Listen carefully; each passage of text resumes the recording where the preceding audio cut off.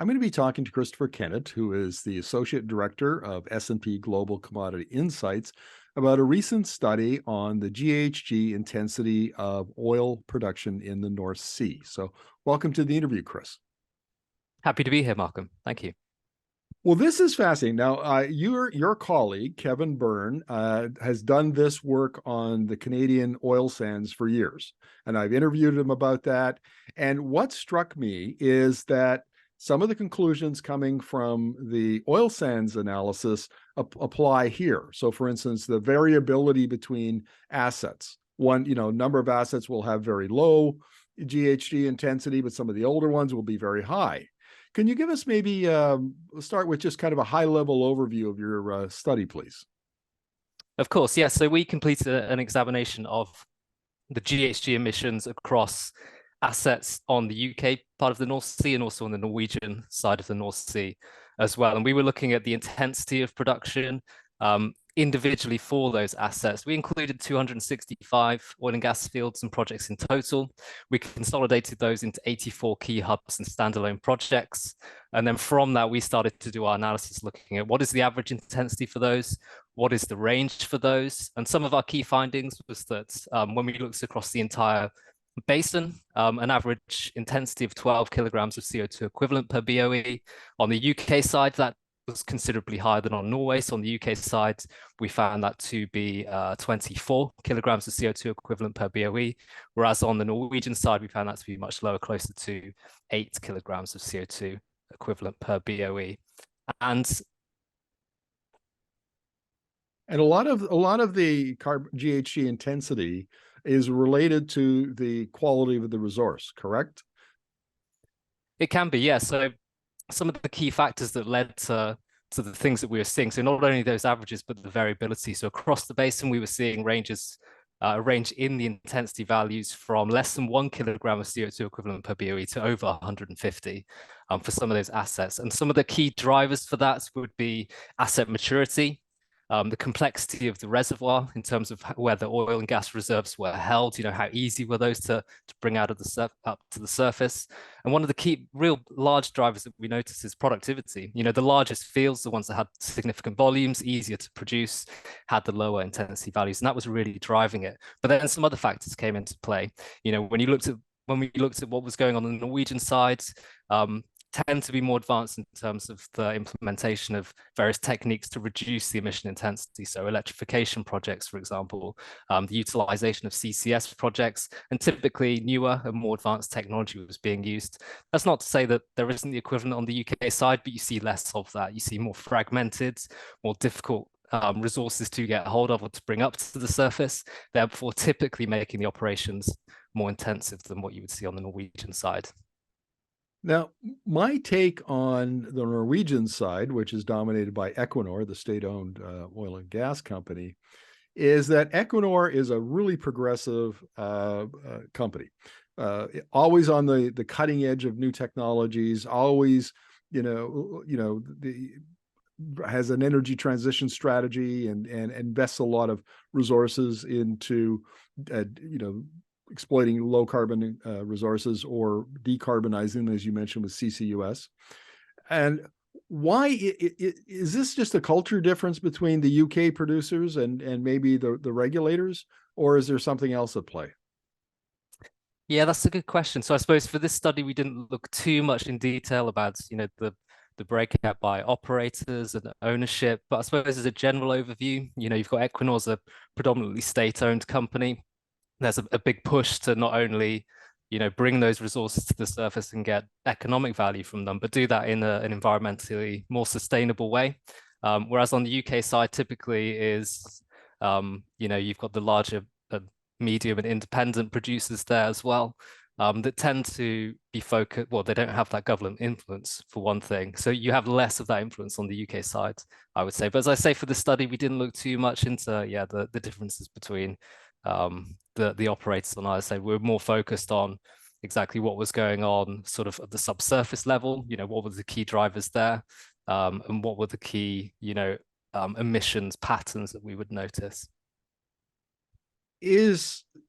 And I mentioned early on in the interview some of the parallels with the Alberta oil sands, and one of them is this idea that older assets have a much higher GHG intensity, and some of that is just the technology involved.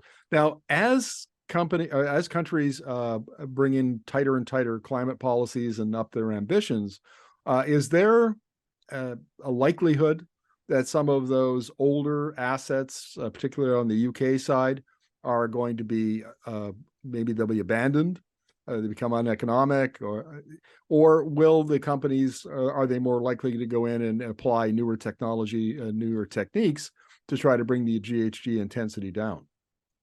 Yeah, that's a good question as well. So, I mean, there is a push now more on the UK side when we're looking at the implementation of new technologies, improved stewardship. So you have the UK's North Sea Transition Authority that are pushing that a lot more, than they have been historically, with aims such as to meet zero routine flaring by 2030, which currently isn't in place.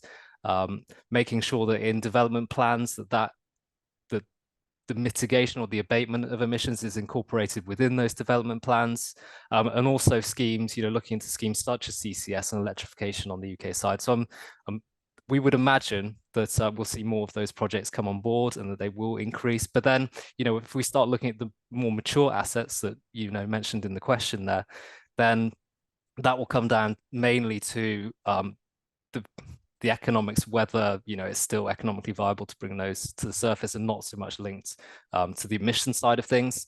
I would say because on the UK side we don't have the implementation of a carbon tax like you do on the Norwegian side, so that would be a factor that would mean that in terms of being economically producible, those assets will reach their economic limit, and then we'll go into the decommissioning phase afterwards. I'm curious about the electrification on the Norwegian side. I mean, that makes perfect sense. Norway has immense hydropower resources, and so it can supply a lot of, whatever power you need to electrify fields and do it at a reasonable amount. The UK doesn't have that advantage.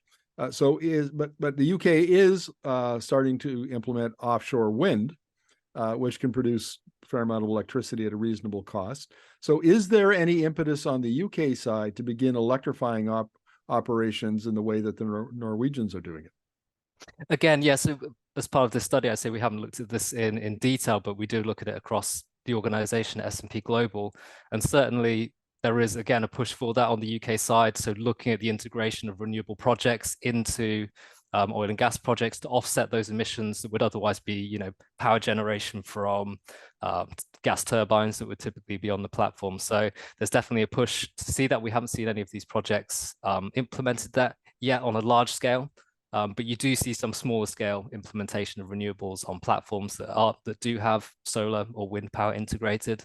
And as you've mentioned, the energy mix for the UK grid is very different to what you see on the Norwegian side. Norway being blessed with a significant proportion of its energy coming from the hydropower, whereas on the UK side, a mix of renewables, but also of gas as well onshore. So you don't get quite the impact, for electrification projects for oil and gas when you're offsetting, the emissions from platforms that would otherwise be generating their power from combustion of fuels. Chris, if you could look out over the next 5 or 10 years, what are the likely trends for both the UK side and the Norwegian side in terms of GHG intensity and perhaps even absolute emissions? Yeah, it's a good question. So we have a few methods of doing our projections on this. And what we're seeing is the next 5 to 10 years are somewhat clearer on the Norwegian side in terms of the projects that have been sanctioned, large scale projects on Troll, for example, with the electrification, also the implementation of Troll Wind. So it's easier to gauge that we're going to see significant offset of emissions from those projects among others. On the UK side, it's a little bit more difficult to see exactly what will happen. We can see that there is a push to increase these projects to abate the emissions. But in terms of them being sanctioned or a mature phase, so we can start bringing those into our model, it's a little bit murky, I'd say, on the UK side to be certain of exactly what will happen. And when we combine that with, the fact that we do have these maturing assets on the UK side, where we typically see sort of in that late stage, the emission intensity starts going up, but because the absolute emissions tend to stay relatively stable as production declines, we then see that increase in emission intensity. That's currently what we're seeing in our projections, that we're seeing that it's hard to be certain on the UK side. What we're seeing on the Norwegian side, more likely that we'll see a decline in the absolute emissions, but it's still going to stay relatively similar to what we've seen in 2021, which is what we published in this report. Well, Chris, thank you very much for this. Really appreciate it. You're welcome, Markham. Anytime. Thank you.